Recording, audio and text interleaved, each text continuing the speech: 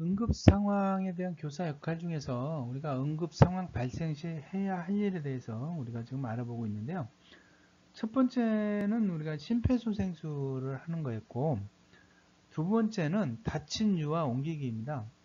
다친 유아를 움직이기 전에 이제 옮겨야 되는데, 다친 유아가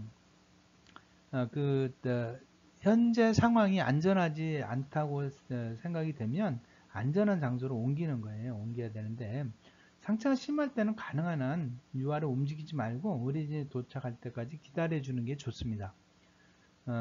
그러나 유아를 위험으로부터 보호해야 하거나 도움을 기다릴 수 없는 상황일 때에는 유아를 안전한 곳으로 옮겨야 되는데요.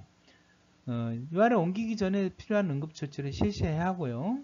생명을 구하는데 필수적인 상황이 아니라면 유아를 움직이지 않아야 합니다. 다친 유아를 옮길 때는 유아를 옮기기 전에 필요한 응급처치를 꼭 실시해야 합니다. 그 다음에 유아를 들것으로 옮기는 게 것이 좋습니다. 유아를 직접 들어서 들것으로 옮기는 게 아니라 들것을 유아의 가까이 가져간 다음에 유아에다 유아를 들것에 올려서 옮긴다는 거. 그 다음에 필요하다면 떨어지지 않도록 들것에 유아를 묶는 방법이 있겠습니다. 또 들것이 없을 때는 어떻게 해야 돼요? 뭐 문이나 다리미판 같은 거, 이 다리미판 같은 것을 꺼즈나 자루와 담요 같은 걸로 이렇게 싸가지고 그거를 들것으로 이용할 수가 있습니다. 또 긴 자루 같은 거를 자루하고 담요를 말아서 두 개의 자루 사이에 담요를 다 감아서 들것으로 만들어서 사용할 수도 있겠습니다. 가능한 한 무게가 골고루 분포될 수 있도록 서서히 들어 올립니다. 한쪽을 먼저 균형을 잡고 두 사람이서 같이 드는 거예요. 그다음에 만일 머리나 목, 척추 등에 손상이 있는 것으로 추정되면 베개나 옷 뭉치로 머리를 고정하고, 그러니까 머리가 돌아가지 않도록 옆에다 고정하는 거예요. 머리에다가 베개를 베어주는 게 아니라 들건 옆으로, 양쪽 옆으로 베개나 옷뭉치로 이렇게 해서 머리나 몸이 움직이지 않도록 해준다는 거. 그리고 몸이 일직선이 되도록 유지해야 합니다.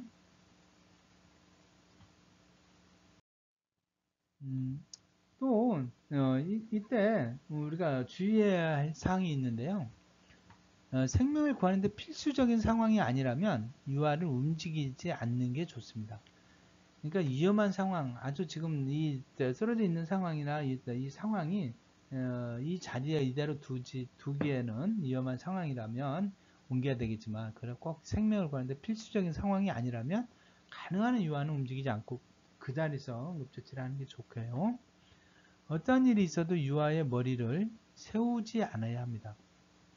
유아의 머리는 그냥 머리를 하늘로 높이 세운다든지 이런 일은 없도록 해야 되겠고요. 머리 밑에 베개를 받치면 치유가 불가능한 척추 손상을 야기할 수도 있습니다. 그래서 머리 밑에 베개를 비워서는 안 돼요. 그 다음에 유아의 머리를 흔들지 않아야 합니다. 머리와 발을 잡고 유아를 들어 올리지 않아야 합니다. 머리와 발을 잡고 이렇게 유아를 들어 올리지 않도록 해야 합니다. 척추를 앞으로 굽히지 않아야 합니다. 유아의 척추를 앞으로 굽히지 않아야 합니다. 그러니까 기도폐쇄일 때 나임리 방법을 심폐소생 방법에서는 이렇게 앞으로 굽히기도 했습니다만은 그런 방법이 아니라 이 상황에서는 지금 척추를 다쳤다고 생각되는 경우에요. 아이가 기도폐쇄가 아니라 뭐 척추를 다쳤거나 뭐 높은 곳에서 추락해서 머리를 다쳤거나 했을 경우, 이런 때는 옮기지 않아야, 척추를 앞으로 굽히지 않아야 한다는 거 유의해야 할 점입니다. 다음으로는 세 번째, 응급상황 발생 시 해야 할 세 번째는 응급실로 이동하기입니다. 첫 번째가 심폐소생술을 했고, 두 번째는 안전한 곳으로 유아를 옮겼고, 그 다음에 세 번째는 응급실로 이동하기입니다.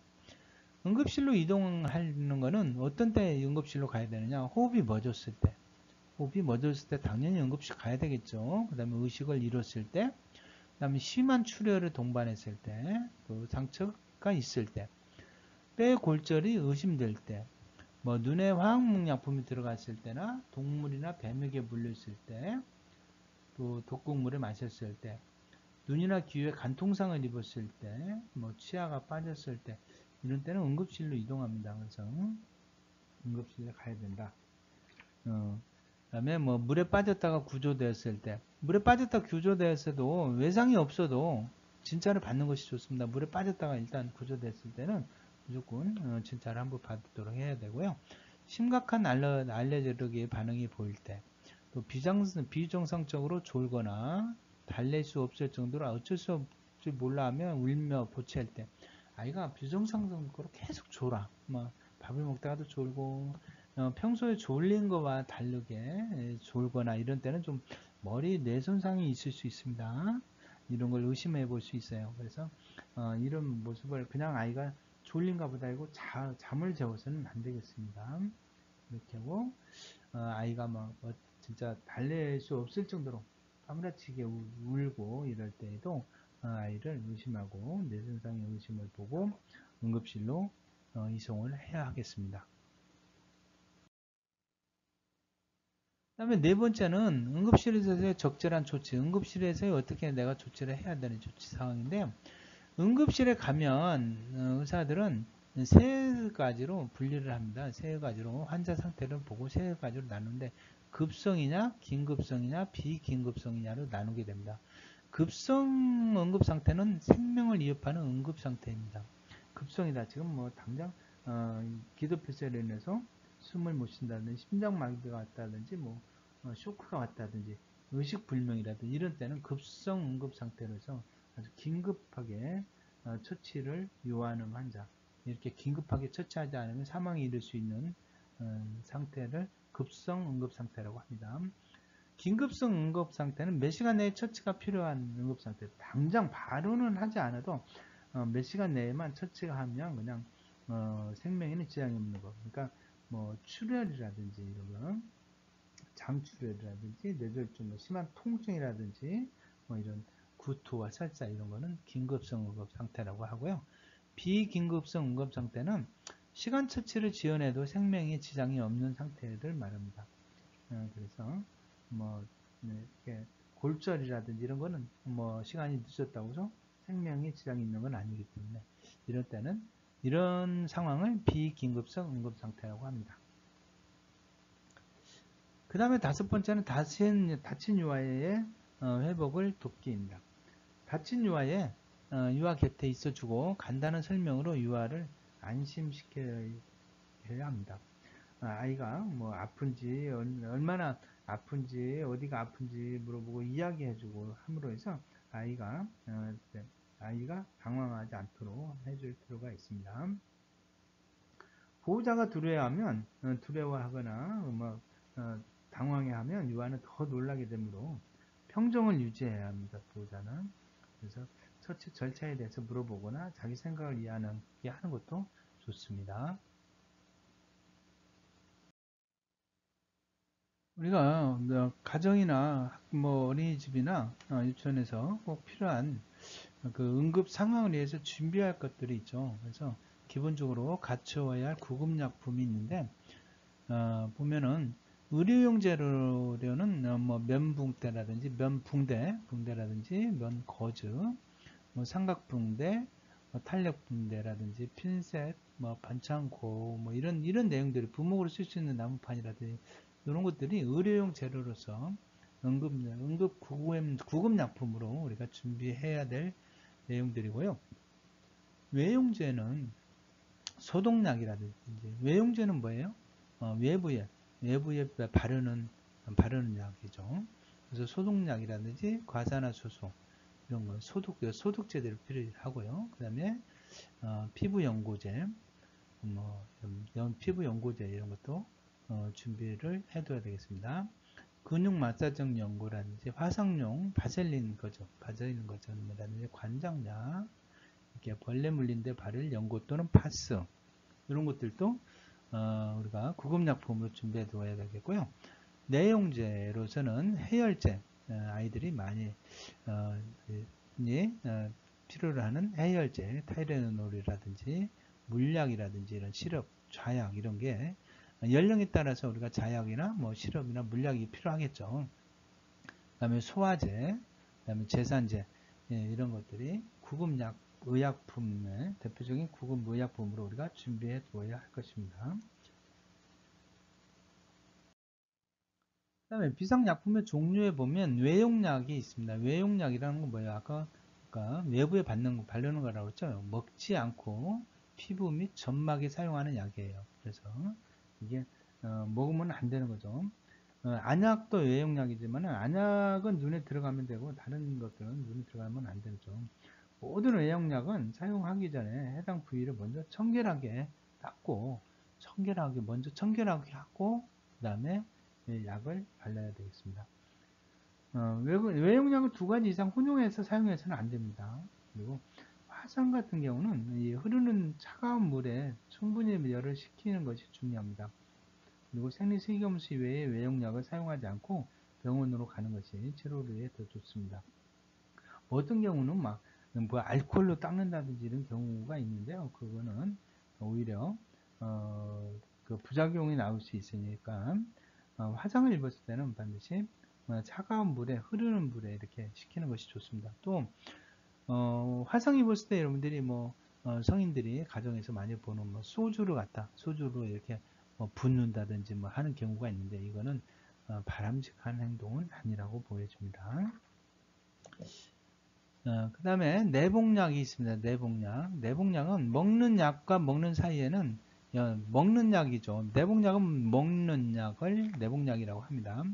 먹는 약과 먹는 약 사이에는 6시간 이상의 간격이 필요하다. 먹은 후에는 세밀하게 상태 변화를 관찰해야 합니다. 그래서 약의 부작용이 있는지 이렇게 확인하고요. 우리가 이 약의 부작용은 어떤 반응이 나타난다 하는 것을 그 약 설명서에 써져 있습니다. 그래서 약 설명서를 보시고 부작용이 뭔지를 알아야 되겠습니다. 부작용이 일어나는지를 인지해야 되겠습니다. 또 우리가 약을 먹일 때 코를 잡고 이렇게 먹이거나 목을 뒤로 꺾이고 먹이는 경우가 있는데 약을 코를 잡고 입에다 넣고 물을 넣고 그냥 삼키라고 이렇게 하는 경우가 있어요. 이런 경우 기도흡입의 위험이 있습니다. 그래서 이런 방법을 사용하지 않아야 되겠고요. 약을 우유에다 타서 이렇게 같이 먹이는 경우가 있는데 이런 경우는 약효가 떨어지기 때문에 우유하고 타서 먹이는 유제품에 타서 먹이는 거는 아니 됩니다. 용법과 용량을 잘 알고 있어야 되겠고요. 부작용이라든지 어떤 부작용이 일어나고 이 용법은 뭐고 어떻게 먹여야 되고 얼만큼 먹여야 된다는 거 용량에 대해서도 알아야 되겠고요. 약을 먹고 나서 내복약 같은 경우는 사용한 후에 꼭 뚜껑을 닫아서 보관해야 합니다. 그리고 비상약은 어디까지나 비상약이기 때문에 비상약을 계속해서 수회 동안 복용하지 않도록 주의해야 할 필요가 있겠습니다. 응급상비 구급약사 상자가 있는데 구급상자가 있어야 되겠죠. 그 구급상자에는 뭐가 들어가야 될까?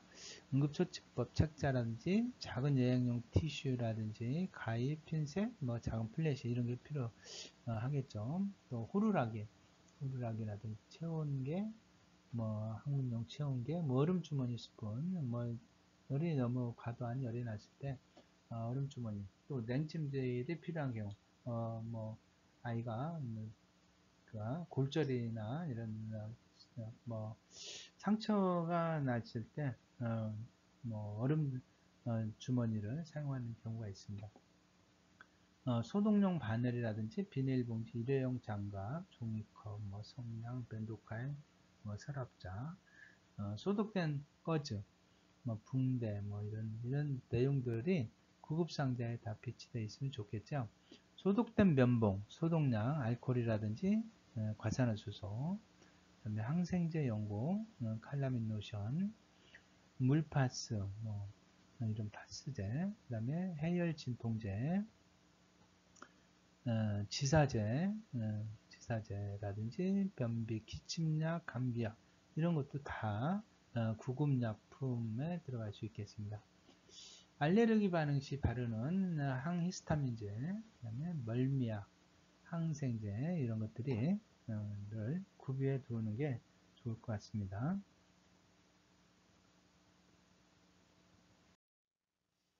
다음은 증상에 따른 역류와 응급처치 방법입니다. 화상을 입었을 때는 어떻게 해야 될까요? 화상을 입었을 때 일반적인 화상이다. 그러면 일반적인 뭐 불이나 뜨거운 증기, 뭐 기름이나 물, 뭐 이런 주방 기구 등에 의해서 화상을 입으면 주로 어린 아이들에게 이런 많이 발생이 되죠. 그래서 어느 정도 화상인지 먼저 화상 부위를 차게 해야 하고 화상 부위를 흐르는 찬물 속에 넣어서 적어도 10분 동안 담가야 합니다. 그래서 수도꼭지를 틀어놓고 수도꼭지를 틀어놓고 15분 이상 이렇게 계속 흐르는 물에 상처를 씻어내는 게 열을 씻어내는 게 가장 바람직한 방법이라고 볼 수 있습니다. 물집은 터뜨리지 말고 이렇게 상처를 아이들이 화상을 입으면 바로 이렇게 물집이 생깁니다. 그래서 물집은 터뜨리지 말아야 돼요. 터뜨리지 말고 화상 부위에 딱 붙어 있는 물질들은 떼어내지 않는 게 좋습니다. 특히 화상을 입었을 때 보면 이 상처가 부풀어 오르기 전에 먼저 선생님 성인 같은 경우는 뭐 반주가 있다든 시계가 있을 때 이런 걸 빨리 제거해 주는 게 좋겠고요.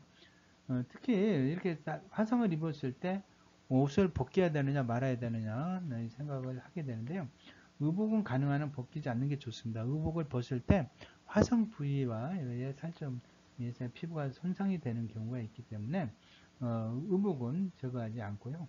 그대로 입힌 상태에서 물로 상처 부위를 깨끗하게 씻고 이렇게 만일에 이렇게 수돗물이 없는 경우라면은 그 상처 입은 부위를 화상을 입은 부위를 이렇게 냉수에다가 찬물에다 수건을 다 접세 가지고 수건으로 이렇게 대고 하게 한다는 하고 이렇게 병원으로 가는 게 좋을 것 같고요.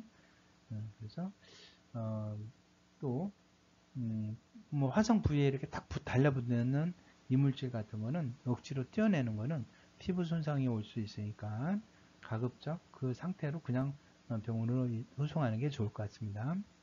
그 다음에 약품에 의한 화상을 보면 약품이 묻은 의료와 신발 등은 가능한 한 빨리 제거하고 20분 정도 물로 씻습니다.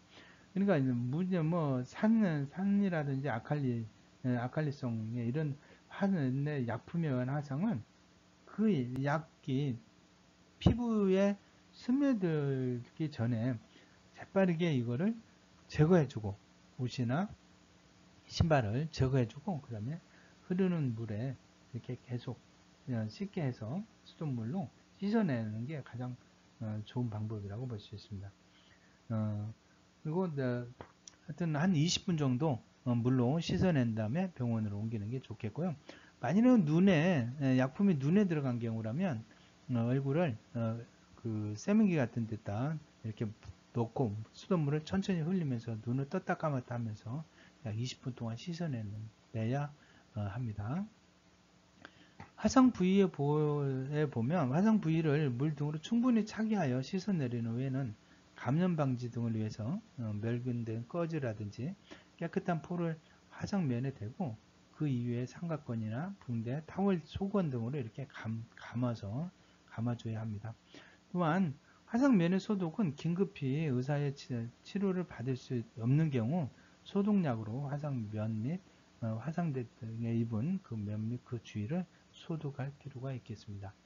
그래서 화상이다 그러면 화상은 첫 번째 열을 제거해 줘야 되기 때문에 흐르는 물로 씻어내는 게 제일 중요합니다. 화상을 입었을 때는 뭐 어떤 화상이 됐든 간에 재빨리 흐르는 물로 씻어내 준다는 것을 여러분들은 염두에 두셔야 하겠습니다.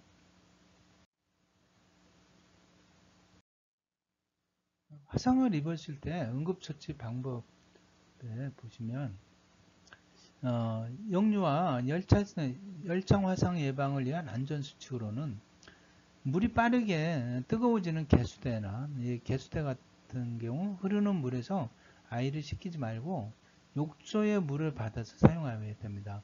우리가 물을 그냥 틀어놓고 수도꼭지를 가지고 사용을 하다 보면 온수가 이렇게 틀었을 땐 처음에는 차가우나 갑자기 이렇게 확 뜨거운 물이 나올 수 있습니다. 그럴 때 아, 영유아들은 화상이 입을 확률이 높습니다. 그렇기 때문에 꼭 욕조에 물을 받아서 사용해야 합니다. 그다음에 아이를 욕조에 두기 전에 물의 온도를 꼭 확인하시고 안전한 온도인지를 확인하시고 아이를 욕조에 입조할 수 있도록 해야 되겠습니다. 아이가 욕조에 있을 때는 자리를 비우지 말고 아이를 잘 지켜봐야 되겠죠. 아이들은 물을 좋아하는데 특히 또 아이들은 얕은 물에서도 이렇게 물이 기도에 들어갔을 경우 아이들은 아주 당황하면서 정신을 잃어버리는 경우가 있습니다. 그래서 절대 아이를 물에 욕조에 혼자 두고 자리를 비우는 일이 없도록 해야 하겠습니다. 그 다음에 뜨거운 음식이나 음료 등은 아이들을 손이 닿지 않는 곳에 두어야 합니다.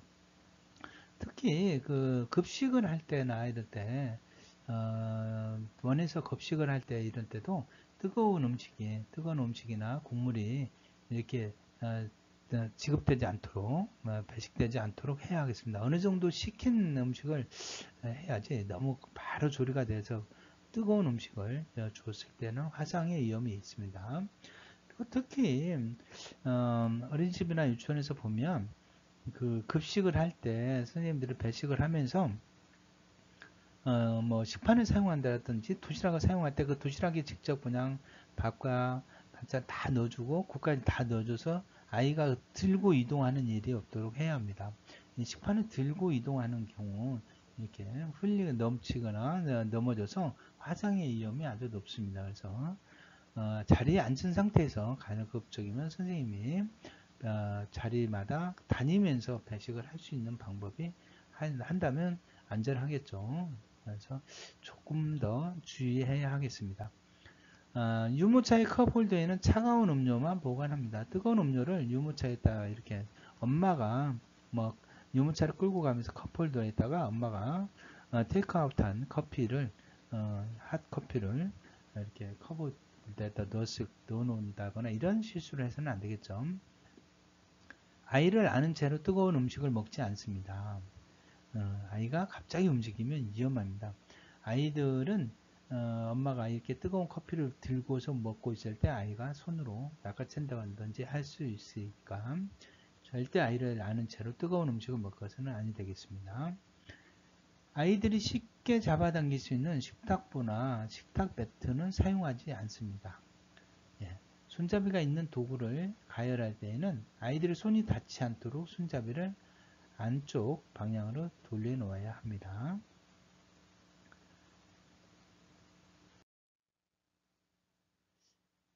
화상 부위가 깊어지고 또 넓어지는 것을 막는 화상 응급조치법을 보시면 불이 났을 경우 불을 무리하게 끄려고 시도하지 말고 즉시 현장에서 벗어나는 게 제일 중요합니다.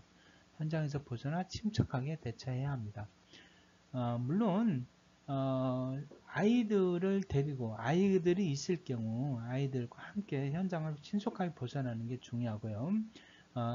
한 선생님은 아이들을 데리고 나가고 다른 선생님이 수화기를 사용한다든지 해서 초기 진압을 할 필요가 있겠습니다. 옷에 불이 붙었을 때는 어떻게 해야 될까요? 옷에 불이 붙었을 때는 몸을 바닥에 굴러서 불을 끄는 방법이 있고요. 성인 같은 경우는 옷에 불이 붙었다 그러면 그 자리에서 막 계속 옆으로 굴러서 불을 끄는 방법이 있는데 아이들 같은 경우는 뭐 담요라든지 커튼이라든지 이런 걸로 감싸서 이렇게 끄는 방법이 있습니다.